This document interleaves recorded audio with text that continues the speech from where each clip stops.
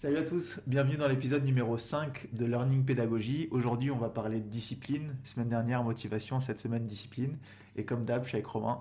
Comment tu vas? Ça va et toi? Très bien, très bien. Bonjour à tous. Alors, c'est quoi la discipline pour toi? Alors la discipline, moi je la dissocie en deux. Il y a la discipline qu'on peut s'appliquer à soi-même et la discipline qu'on va appliquer à d'autres. Donc nous par exemple dans notre rôle de coach.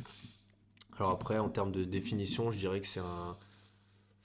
Comment dire ça? C'est compliqué à définir.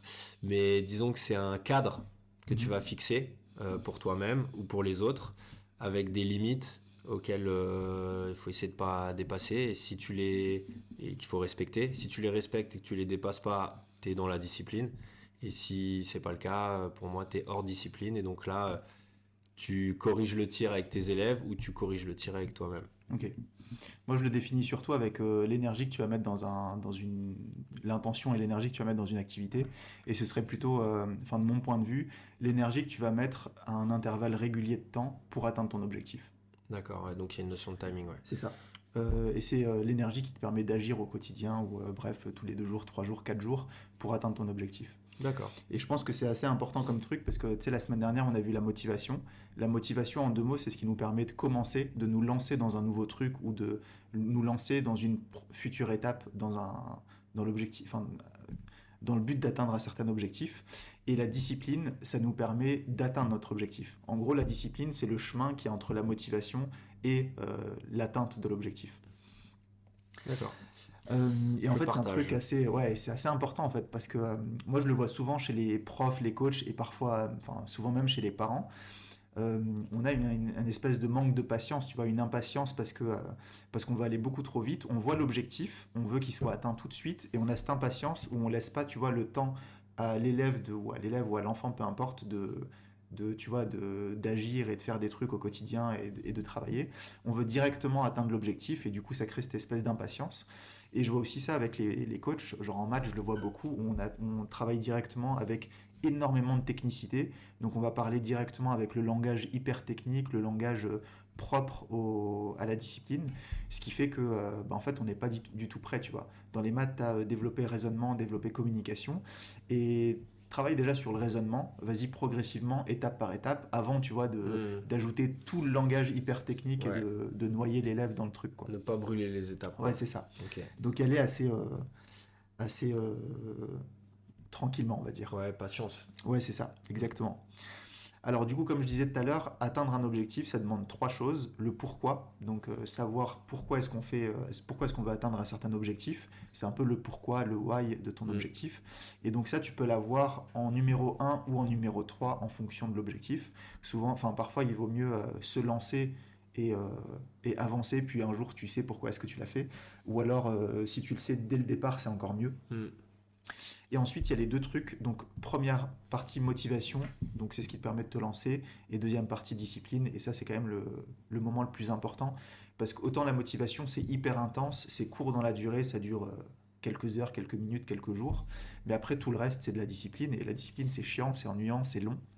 Et donc, c'est ce qui permet vraiment d'atteindre les objectifs, quoi. Ouais, d'accord. Donc là, tu es bien sur la discipline que tu t'appliques à toi-même Ouais, c'est ça. quand tu veux faire quelque chose dans la vie, que ce soit professionnel, sportif, intellectuel. Exactement. Et comme tu le dis, et c'est un vrai problème, c'est que c'est dur à tenir dans le temps. Et en fait, tu vas le tenir dans le temps si les choses ont du sens pour toi. Donc on en revient au pourquoi. Si ça te paraît, si ça a du sens, que c'est dans tes valeurs et que tu sais pourquoi tu fais ça, tu vas te l'appliquer presque naturellement parce que tu sais où tu vas. Mais si tu es sur quelque chose d'abstrait ou qui n'a pas de sens, qu'il n'y a pas de concret, en fait, tu vas vite le perdre. Et moi, dans un exemple perso, j'ai toujours voulu être un petit peu plus massique, tu vois. Donc, j'avais toujours des petits objectifs de gainage, pompe, etc. Puis au final, comme c'est pas vraiment un truc... c'est pas quelque chose qui me correspond et qui, tu vois, c'est pas un objectif numéro 1 dans ma vie. Au final, je m'y tiens un petit peu, puis à un moment, je lâche à faire et ça fait des années que c'est comme ça, tu vois. Donc maintenant, je sais que c'est plus trop la peine, en gros, tu vois. Je lâche un peu l'affaire parce que ça n'a pas le sens concret pour moi, tu vois. Mais ce serait un beau challenge. Ce serait un beau challenge. Alors, que j'arrive à m'y tenir et qu'il y a un résultat, tu vois. Ouais. Parce que c'est surtout qu'il n'y a jamais trop eu de résultat. Je suis pas très épais, quoi. Voilà. Bah après, s'il n'y a pas de résultat, c'est peut-être parce que, enfin, tu vois, Ouais, il manque cette partie ouais, discipline pour carrément. atteindre Carrément, l'objectif. Tout à carrément. fait. Ouais. Et ouais, t'en parlais tout à l'heure, il y a la discipline, un peu comme la motivation, il y a la discipline interne et la discipline externe. Mm. Et la discipline interne, c'est celle qu'on va appliquer à nous-mêmes. Donc c'est le fait de se tenir au plan, de se tenir au fait de, tu vois, travailler chaque semaine, chaque jour, etc. Et ensuite, la discipline externe, c'est nous, en tant que prof, coach, parents et tout, là, cette discipline-là, faut la donner, tu vois, à nos élèves et il faut faire en sorte que eux ils aient cette Ouais, discipline-là. faut s'y tenir, ouais. Et cette discipline-là, la discipline externe, c'est ce que tu imposes aux autres. Ouais. Et, et c'est vrai que imposer une certaine discipline aux autres, c'est beaucoup plus important des fois parce que c'est l'étape avant l'autodiscipline. L'autodiscipline, c'est déjà le niveau 2 ou le niveau 5, on va dire, mais la discipline externe, c'est ce qu'il faut faire. Et c'est pour ça qu'il y a, tu sais, il y a plein de parents des fois qui sont pas hyper... qui mettent pas en place une certaine discipline à la maison ou certains profs qui mettent pas une discipline dès le début dans l'année. Et en fait, pendant toute l'année ou pendant toute la vie de l'adolescent ou quoi, ils sont complètement submergés par les émotions, par les crises de colère, par les crises de l'enfant, etc. Et donc, je pense que tu vois, la discipline aussi, c'est quelque chose qui permet de créer un espèce de cadre, sans être trop autoritaire non plus, mais créer un cadre pour permettre, voilà, créer un environnement assez sain, assez Ouais. safe, tu vois, pour Ouais, où les choses se l'élève ou passent bien, l'enfant. quoi, et évoluent, et pas où ça se passe mal et ça stagne, où Tout à ça, au fait. pire, comment, le contraire d'évoluer, ça Ça régresse. régresse. Ouais. Parfait.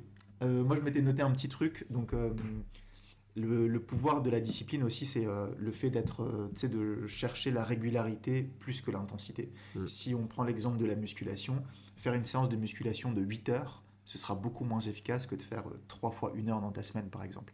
Parce que 8 heures, tu as des courbatures de ouf le lendemain, tu n'arrives pas à tenir les 8 heures et c'est très dur. Enfin, tu dois te bloquer une journée complète. C'est clair. Alors que si tu travailles 1 heure chaque jour, tu y arrives quand même beaucoup, beaucoup mieux, quoi. Ouais, puis c'est plus bénéfique Et pour c'est ton plus corps. efficace. Et on peut prendre ça avec plein d'autres exemples, genre te brosser les dents pendant 1 heure le dimanche parce que tu as eu la flemme toute la semaine, c'est pas efficace du tout. Bon exemple. Et bref, on peut prendre plein d'exemples. Le tennis, pareil, si tu fais 3 heures de tennis et que tu fais pas du tout d'entraînement pendant la semaine, tu évolueras forcément moins. Justement parce que ton cerveau, il n'a pas pu acquérir certains automatismes et tout, et tu vas plus le fatiguer qu'autre chose, donc ça va pas être Ouais. efficace du tout, quoi. Ouais. Donc ouais, régularité beaucoup plus important que l'intensité, sauf en dernière minute. Évidemment, en dernière minute, tu peux pas te dire il me reste 8 heures avant un truc, je vais faire 2 minutes par heure, ça sert à rien du tout. Ouais, bien sûr. Ouais.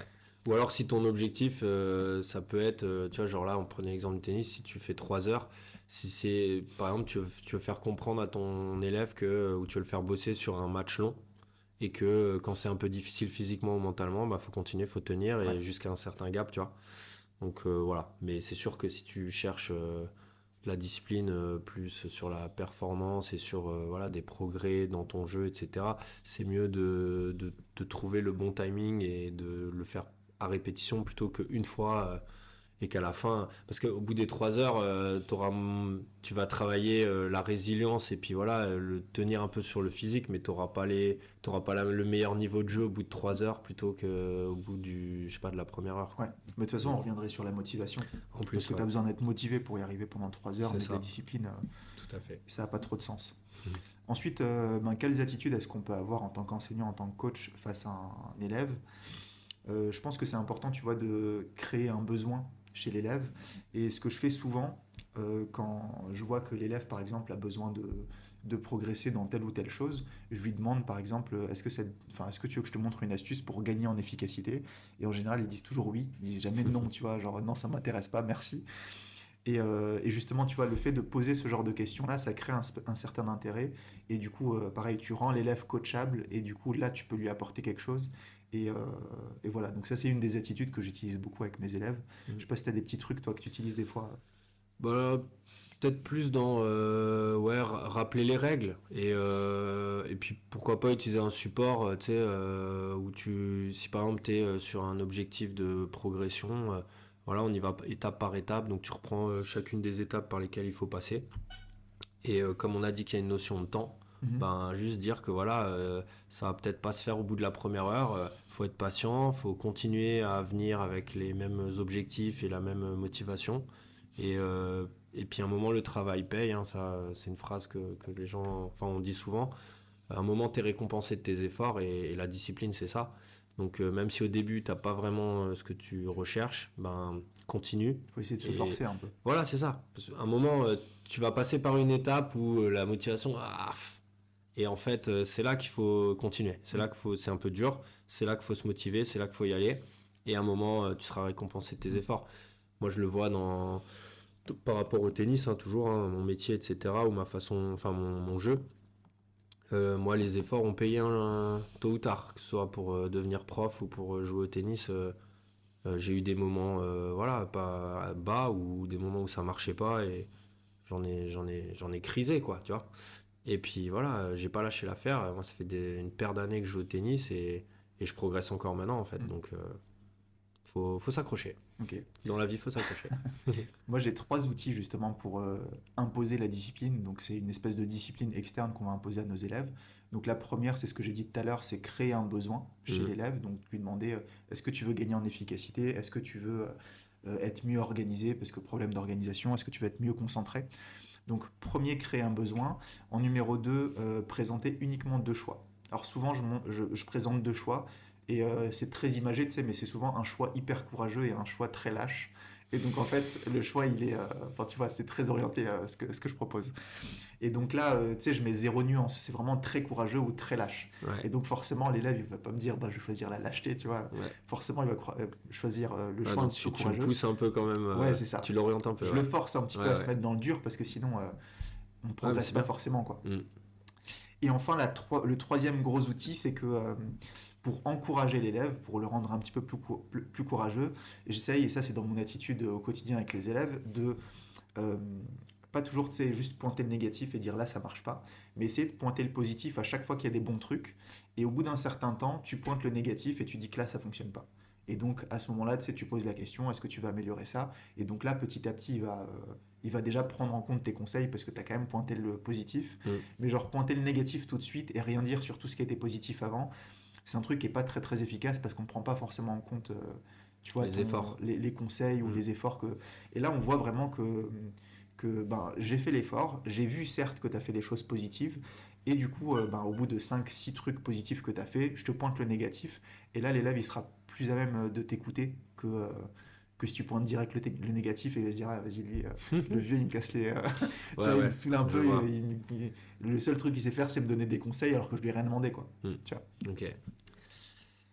Et du coup, on va passer à la boîte à stratégie, boîte à outils. Mhm. Qu'est-ce que tu aurais comme technique? Alors, soit pour t'imposer une certaine discipline à toi en Ouais. tant que coach, ou soit face à tes élèves. Alors, moi, pour moi-même, ce serait. Moi, il faut que j'écrive un plan, tu vois. Genre, Ok. si par exemple je veux reprendre le sport, c'est. Voilà, il faut que je me prévoie un planning dans la semaine où je me bloque des créneaux pour le faire et il faut que je le fasse. Et si je le fais pas, ben, c'est le début des problèmes. Donc, il faut trouver un moyen de. J'ai pas fait cette séance à ce moment-là, il faut que je la rattrape à un autre moment. Donc, moi, ce serait bloquer des créneaux et écrire un programme. Ok. Ça Donc, c'est me. c'est l'organisation. Ouais, c'est point de vue organisationnel. Et après, moi, la discipline que je vais imposer aux gens, ça y ressemblerait, tu vois. Je serais sur planifier, une Mhm. planification des choses pour qu'on s'y tienne et pour qu'on ait un objectif, qu'on ait une vision sur où on veut aller. Par exemple, voilà, quelqu'un qui me dirait, voilà, moi, mon objectif, c'est de monter à tel classement. Donc, voilà, à quel... À enfin, quelle fréquence? ouais, non, le timing, tu vois, Ok. donc dans le temps, à quelle échéance, Ok. pardon, voilà, c'est ça le mot que je cherchais, l'échéance. Et donc, du coup, qu'est-ce qu'on va mettre en place, comment on va s'entraîner, qu'est-ce qui te manque pour le faire, et puis surtout, planifier des matchs, parce que ça passe par là. Donc, une planification, comme je te disais avant, de l'entraînement, les matchs. Voilà ce que je Ok. ferais dans mon métier, ouais. Et toi? Alors, moi, j'en ai quelques-uns. Alors, je vais en présenter 5. Ok. Alors, le premier, ça vient d'une femme qui s'appelle Mel Robbins. Elle a fait pas mal de conférences sur la discipline, la motivation et tout ça. Et en fait, à chaque fois que tu veux te lancer pour, je sais pas, aller au sport par exemple, parce que c'est ton objectif, tu veux prendre de la masse, tu as envie de faire de la muscu. Donc à chaque fois que tu dois te préparer pour aller à la salle de muscu, faire un espèce de décompte 3, 2, 1, et à la fin du décompte, tu pars. Et en fait, ce décompte-là, il te permet quelques petites choses. La première chose, c'est que ça te permet de ne pas réfléchir pendant 3 secondes. et tu te concentres juste sur le décompte. Donc 3, 2, 1 et à la fin du décompte, tu pars. C'est pour ça que le décompte, il doit être du 3 jusqu'au 1, pas 1, 2, 3, sinon tu peux être Tu peux tenté de compter un continuer. peu plus, tu vois. Ok, ouais. Et la fois d'après, tu vas compter jusqu'à 7, puis Ouais, 12, puis, puis après, puis tu t'arrêtes jamais. Donc voilà, décompte 3, 2, 1 et tu vas direct. Et en fait, psychologiquement, à chaque fois que tu veux te lancer dans un truc, tu as toujours l'ange et le démon, tu vois, dans ta tête. Et tu as l'ange qui va te dire, bah ouais, super idée, tu vois, d'aller à la muscu, vas-y. Et tu as le démon qui va te dire, bah non, mec, mm, pourquoi est-ce que tu irais te faire du mal alors que tu es très bien sur ton canapé avec des chips exactement, et que ouais. tu as la télécommande à côté, tu vois, ou, truc, ou que tu as ton téléphone, tu vois. Mm. Et donc, les 3 secondes-là, elles te permettent d'éclater le diable, tu vois, Ok, et de l'électro... Enfin bref, ouais, de ouais. t'en débarrasser. Et pendant les 3 secondes, tu réfléchis pas et tu pars directement. Mm. Et en fait, les 3 secondes, c'est le temps qu'il faut à ton cerveau à commencer à trouver des excuses. Donc si tu pars directement dans le 3, 2, 1 et c'est parti direct, là, tu court-circuites un petit peu ton cerveau et tu passes directement à la partie rationnelle et tu y vas tout de suite. Donc ça, c'est la première astuce, c'est vraiment pour y aller. Ok. Ensuite, deuxième technique, celle-là, je l'ai chopée de Kobe Bryant, évidemment, encore lui. Mm. Je crois que j'en ai déjà parlé dans la motivation, mais il m'a beaucoup inspiré ce mec-là. Et c'est la technique de zéro négociation. Donc c'est un peu comme un bateau complètement hermétique, tu as zéro négociation, il n'y a pas une goutte qui sort du bateau. Ta discipline, c'est ça, tu t'y tiens. C'est un peu ce que tu disais tout à l'heure, tu sais, avec le fait de planifier quelque chose. Mm. Bah, en fait, si c'est écrit dans le plan, si c'est écrit dans ta to-do list, si c'est écrit dans ton agenda ou quoi, bah, en fait, tu es obligé de le faire. Il n'y a aucun. Enfin, tu vois, Ouais. il y a aucune négociation possible, il faut que tu y ailles. Et ensuite, j'en ai 3 autres encore. Il y en a une, c'est avec un élève. Ça m'est arrivé récemment. En fait, c'est un peu la menace, tu vois. Genre, si tu fais pas ça, alors. Après, ça à utiliser pas trop. Enfin, tu vois, Mm. tu peux pas trop l'utiliser parce que sinon, tu crées un espèce de climat de terreur et c'est pas Ouais, du c'est tout clair, bienveillant, c'est tu vois. clair. Mais Et c'est pas oui. du tout un climat sain pour Mm. l'apprentissage. Mais par contre, je l'ai utilisé récemment avec une élève de première. Tu sais, il y a un gap énorme entre la seconde et la première en Mm. maths. Et en première, mais en fait, elle taffait pas du tout. Elle avait zéro travail perso. Donc, autant elle travaillait un petit peu à l'école avec une prof plus ou moins bien. Après, elle travaillait 1 heure par semaine avec moi. Mais par contre, en travail perso, elle foutait rien. Et donc, je suis arrivé au bout d'un moment, on est arrivé à un chapitre où sans travail perso, t'es foutu. Tu vois, genre, t'es complètement perdu, c'est impossible. Et là, en fait, je lui ai mis une espèce de deadline. Je lui ai dit, ben là, c'est mort. Tu vois, la grosse menace, c'était, ben, soit tu te mets à travailler. Si tu le fais pas, tu vas être en grosse, grosse, grosse difficulté pendant tout le reste du chapitre. Parce que si tu maîtrises pas la base, la suite, c'est, tu sais, tu dois penser à stratégie, subtilité et tout, Mm. et c'est mort, tu vois. Mm. Et donc ça avait super bien marché avec elle. Et depuis, elle s'est complètement lancée dans le taf. Et ses parents, ils m'ont grave remercié parce que là, elle est passée genre de 8, 9 à 15 de moyenne. Ok. Elle a vraiment, vraiment bien, bien, bien taffé. Mais voilà, c'est une technique que j'utilise pas tout le temps parce qu'elle n'est pas efficace, tu vois. Là, D'accord. vraiment, tu crées un climat de terreur et c'est Ouais. vraiment le Ouais, dernier c'est truc que tu veux. spécifique à la situation, Ouais, quoi. c'est ça. Mm. Donc à utiliser, mais pas très très Avec souvent. modération. Exactement.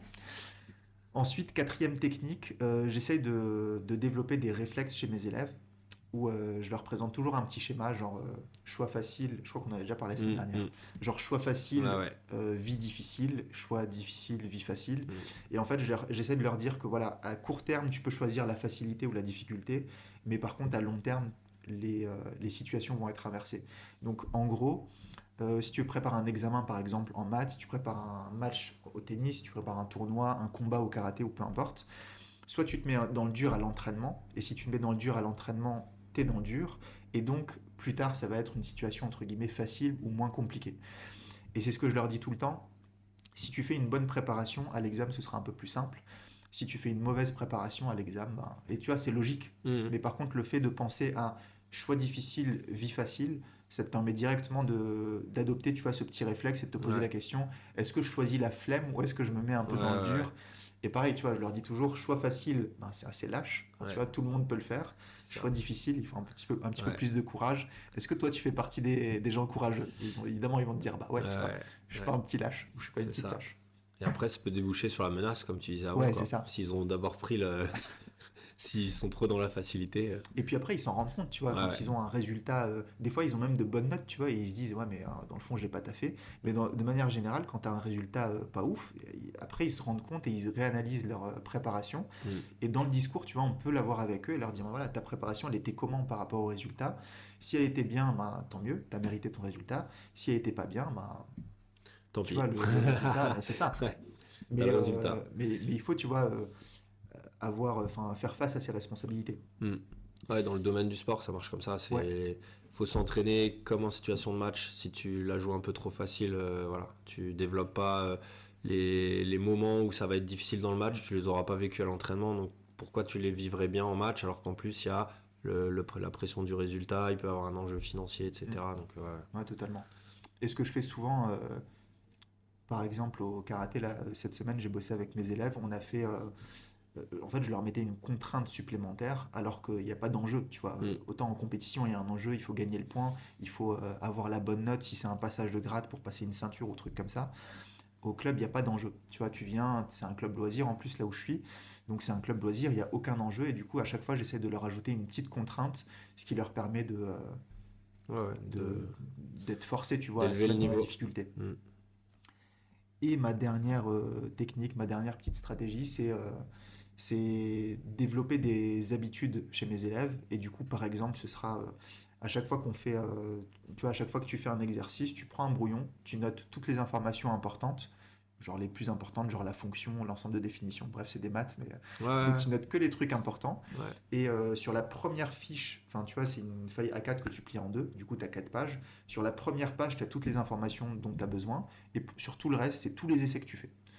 Et pareil, ça force, tu vois, à avoir une espèce de routine. Et ça, tu le sais aussi dans le Ouais, tennis. Il y a Rafael Nadal qui a une routine hyper connue. ouais, Et, avant de et en fait, servir. ça te permet de mieux te concentrer et Hmm, ça te permet d'être discipliné, de répéter tout le temps, tout le temps, tout le temps la même chose. hmm. Ce qui fait que, en fait, dès que tu commences ta petite routine, tu sais que tu es dedans. C'est Il y a ça, ton esprit qui est dedans, tout est dedans. c'est ça. Et donc, tu as une discipline.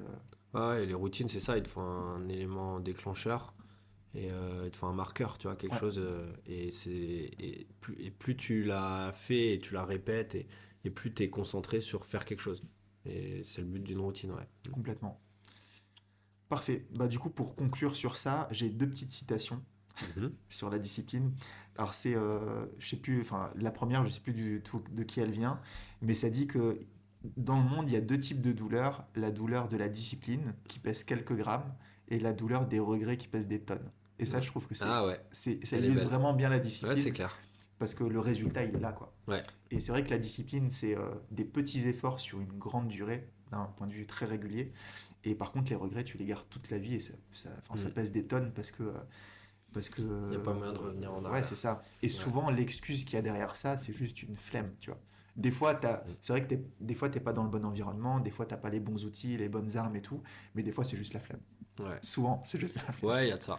Ou t'es pas en phase avec toi. Enfin, Ouais, tu fais quelque chose qui te qui te correspond pas correspond à pas. 100%, ou déjà ça peut arriver aussi, ouais. Et il y a une deuxième citation, et celle-là, c'est Jake Gyllenhaal, un acteur américain. Et lui il disait la liberté est de l'autre côté de la discipline. Et je trouve ça magnifique aussi parce que c'est vrai que enfin moi je le vois dans ma vie, tu vois, genre avant 22 23 ans, j'étais gamin, j'étais pas mature du tout et en fait dès que j'ai commencé à appliquer la discipline que j'avais au karaté dans le sport, dans ma vie perso, donc dans ma vie professionnelle, dans ma vie enfin tu vois dans mon Mm. taf, dans ma vie intime, machin tout ce que tu veux, mais en fait, j'ai complètement changé de dimension. Avant, j'étais le petit qui foutait rien du tout et qui foirait tout. Tu vois, à chaque fois, c'était de la chance. C'était soit j'y arrivais parce que j'avais de la chance, soit j'y arrivais pas. Et depuis que, enfin, tu vois, je me suis mis à appliquer cette méthodologie que je donne à mes élèves, bah, en fait, je me rends compte que je réussis ma vie selon mes critères à moi et tout ce que j'entreprends, j'essaye de le réussir au maximum et je me donne les moyens d'y Mm. arriver, notamment grâce à cette discipline parce que c'est un travail très long, très chiant, très ennuyeux enfin, que beaucoup de gens ont la flemme de faire quoi. Ah ouais. Ah, mais c'est une belle philosophie. Et c'est vrai qu'en Bravo. général, et c'est vrai qu'en général, je leur dis toujours il faut deux choses pour réussir sa vie. La première chose, c'est d'avoir des efforts à la hauteur de tes ambitions. Mm. Et la deuxième chose, c'est faire ce que les autres ont la flemme de faire. Et en fait, en général, quel que soit le domaine, tu arrives à t'en sortir. Évidemment, au niveau de ton ambition, au niveau de ton... faut juste que ton ambition soit à la hauteur de tes efforts, quoi. Enfin bref. Non, mais c'est bien.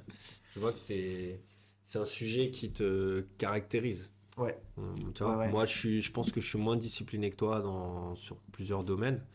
Et j'ai à apprendre là-dedans, ouais, clairement. Mais on en parlait d'ailleurs sur le premier épisode, tu sais, où on parlait de pédagogie et tout ça. Et j'avais dit à un moment que, tu sais, la pédagogie, elle doit suivre les axes qui sont tes valeurs à toi. Et je l'avais dit, tu sais, dans mes valeurs, il y a 3 trucs. Il y a ambition, courage, discipline. Et discipline, c'est une des valeurs principales. Et je pense que je l'ai eu grâce notamment à mon père. Quand j'étais petit, c'était mon prof de karaté. J'ai commencé genre à 3 4 ans, tu vois. Et il m'a forcé à aller au karaté. J'avais pas le choix. Moi, je voulais faire du foot, du tennis, je voulais faire plein de sports, du hand.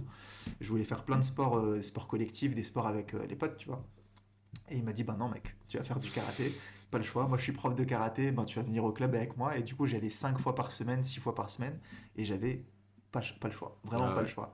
Et je pense que c'est ça aussi qui a fait qu'aujourd'hui j'arrive à avoir cette autodiscipline, cette discipline interne, à me dire, ben en fait t'as pas le choix. Et je me laisse pas le choix parce que ben, quand j'étais petit on m'a pas laissé le choix. Ok. Donc c'était chiant quand j'étais petit, mais aujourd'hui j'en récolte un peu les fruits, donc c'est quand même cool. Ok, bon, on va finir avec la dernière séquence, donc le balance ton mentor. Tu veux commencer? Bah, je te laisse commencer cette semaine. C'est ton sujet. Vas-y. Alors, cette semaine, je vais parler de David Goggins. Donc, David Goggins, c'est un Américain. Pareil, le mec, il a une vie assez compliquée, une enfance très difficile, un père violent, une maman qui se faisait frapper à la maison, donc il a une vie hyper compliquée. Euh, il a vécu dans un milieu pauvre, c'est un enfant noir, enfin c'était un enfant noir, et du coup pareil il vivait genre à un village à côté du siège du Ku Klux Klan, et donc enfin voilà c'était le seul gamin noir dans son école. Il a vécu des trucs hyper difficiles dans sa vie, donc environnement vraiment pas ouf, il se faisait frapper par ses parents et tout. Et donc, lui, tu vois, il a complètement changé de vie. Pareil, il a eu un gros déclic, je sais plus vers quel âge, entre 20 et 25 ans, quelque chose comme ça. Et en fait, il était, comment on appelle ça, exterminateur ou je sais pas quoi, tu sais, il tuait putain, j'ai le mot en anglais, les cafards et tout ça dans les maisons là. Ok. Donc il allait désinfecter les maisons et tout ça. Et donc il faisait un boulot vraiment chiant. Et il racontait, donc dans son livre, je donnerai le nom tout à l'heure. Donc il racontait dans son livre, tu vois, que genre il avait, tu sais, le gros américain avec le gros pick-up, le gros truc de soda d'1 litre avec la boîte de 7 donuts, tu vois, à chaque fois qu'il allait au boulot et à chaque fois qu'il rentrait. Et un jour, il va sur, c'est l'équivalent d'MTV ou tu vois, à la télé, et il voit un reportage sur les Navy Seals, donc la marine, je crois que c'est la marine américaine. Et du coup, ils voient un reportage où les gens ils se mettent dans le dur, ils sont en train de crier, ils font des trucs, ils portent des troncs d'arbres, ils sont en train de faire des trucs hyper chauds, ils font des tractions, ils montent à la corde et tout. Et le mec, il était là, il regardait ça avec des gros yeux, il s'est dit, ben tu vois, il s'est dit, c'est ça que je veux faire. Et donc le mec, il était en surpoids, il pesait 150 kilos, enfin j'ai pas les chiffres exacts en tête, tu vois, mais il était horrible, enfin obèse. Et du coup, il s'est dit, ben voilà, moi, il faut que je me remette en condition, il faut que j'y arrive et tout. Et donc, il a commencé à faire des trucs, mais complètement débiles, genre des ultra-marathons de 140 km, des trucs comme ça. Et il s'est foutu une discipline mais incroyable. Et bref, son livre, il est exceptionnel. Je pense il faut le lire ou alors regarder des interviews de lui. Et il a quelques petits trucs, enfin quelques petites astuces que j'ai sorties de son livre. La première, c'est, il appelle ça le miroir des responsabilités. Et du coup, quand tu te mets face à ton miroir, il faut que tu te vois et que tu sois honnête envers toi-même. Donc lui, par exemple, il se disait que il était obèse, tu vois, c'était un fait. Il se voyait dans le miroir, il voyait qu'il était obèse, donc il était honnête avec lui-même. Et il se disait, bon voilà, c'est un fait, qu'est-ce que je peux faire maintenant à partir de là? Ensuite, le deuxième truc, c'était la loi des 40%. La loi des 40%, c'est se dire que tu es toujours à maximum 40%. Quand tu penses que tu es au max de tes limites, en fait, tu qu'à 40% de tes limites physiques, psychologiques, intellectuelles et tout. Et lui, justement, son travail, c'est d'éclater ces limites-là et montrer que qu'il peut aller un petit peu plus loin. Et il a un truc assez drôle, c'est qu'il dit que il dit toujours, enfin lui il est croyant, tu vois, et il s'est toujours dit que le jour où il meurt, euh, il aura 2 choix. Soit il aura vraiment atteint le maximum de ses limites, soit il aura rien fait. Et en fait, dans tous les cas, il va se retrouver face à Dieu et Dieu il va lui dire, tu vois, t'aurais pu être ça, parce que ça c'est la personne, c'est la version à 100% de toi-même, c'est celle qui a tout donné, ou alors t'es ça. Et il s'est toujours dit, si moi je suis la petite victime qui a rien fait de sa vie parce que j'ai un manque de courage, etc., je veux pas être cette personne-là, je veux être la personne qui a... Enfin bref, du coup j'ai un peu dépassé sur le temps, mais je vais te laisser finir. T'inquiète. Et le livre c'est juste Don't Hurt Me, Okay. de David Goggins, il est exceptionnel, et il a fait plein de petites interviews très intéressantes. Ok. Alors moi, je vais parler. Moi, j'aime bien parler soit d'entraîneur, soit d'enseignant ou de sportif. Là, je vais prendre l'exemple, un qui m'a marqué, qui me marque encore, c'est l'entraîneur de natation Philippe Lucas, qui du coup, sur un reportage sur Canal, un intérieur sport, tu voyais vraiment voilà, la discipline qu'il impose à ses nageurs, Mhm. en sachant que voilà, la natation c'est un sport, à l'entraînement c'est très ingrat parce que tu passes ton temps à faire des allers-retours et t'en baves et t'en fais beaucoup. Et puis la récompense, c'est gratter des dixièmes ou des centièmes sur la performance. Donc tu fais des efforts comme ça pour un gain de ça. Et en fait, lui, il n'hésite pas voilà, à dire les choses de façon crue ou à dire, voilà, comme là, t'es pas bon, là, tu me refais 2 kilomètres. Et il a un visage très fermé, enfin, déjà, il a un visage, hein, tu vois sa tête, je sais Ah pas si ouais. tu as vu, mais il est atypique. Et puis voilà, c'est quelqu'un qui dit les choses, qui est assez cru, qui en fait baver. Et au final, voilà, il a eu des résultats grâce à ça. Et certains sportifs veulent travailler avec lui pour cette discipline-là. Notamment, il y avait Manodou. Alors, c'est peut-être pas forcément bien fini. Mais moi, il m'avait impressionné dans ce reportage. Et donc, si je dois penser un peu à la discipline, un coach, j'ai lui en tête. Ouais. Ok, Voilà. top. Pour parler de natation, moi j'avais vu une interview, enfin c'était un espèce de podcast aussi avec David Laroche et un champion olympique français. J'ai oublié le nom, j'ai honte là, je me souviens plus du nom du mec. En natation. En natation, ouais. Ok. Bref, je me souviens plus, mais pareil, tu vois, il était à quelques secondes, je crois, ou quelques centièmes de seconde du record du monde, un truc comme ça. Et il préparait justement les Jeux Olympiques et tout. Et pareil, il disait que il avait décomposé son objectif de, tu sais, gagner les 1 seconde, 2 secondes, je me souviens plus exactement. Et il disait qu'en fait, il fallait juste qu'il allonge, genre d'un seul centimètre, chacun des mouvements qu'il faisait. Et du coup, quand il a décomposé cet objectif en juste rallonger d'1 centimètre l'amplitude de sa technique et de gagner 1 centimètre à la fois, il voyait ça comme un truc hyper atteignable alors qu'il était au max, tu vois. Mm. Et du coup, ça m'a fait un peu penser à ça. Il avait développé ça et il avait battu le record du monde et champion Ok. olympique. Ok. Mais putain, je me souviens plus du nom. Ouais, Agnel, Lacour, Putain, je sais plus. Manodou. Je sais plus. Mais je vais le retrouver. Ok. C'est pas grave. Parfait. Bon, bah, on finit l'épisode là-dessus. Yes. Semaine prochaine, on parlera de gestion des émotions. Ah, Épisode ça axé c'est là-dessus. ouais. Donc très très Bel important. épisode. On parlera de mental. Et bah voilà. Ok. Rendez-vous la semaine pro. Merci à vous. Merci Allez, à toi. ciao.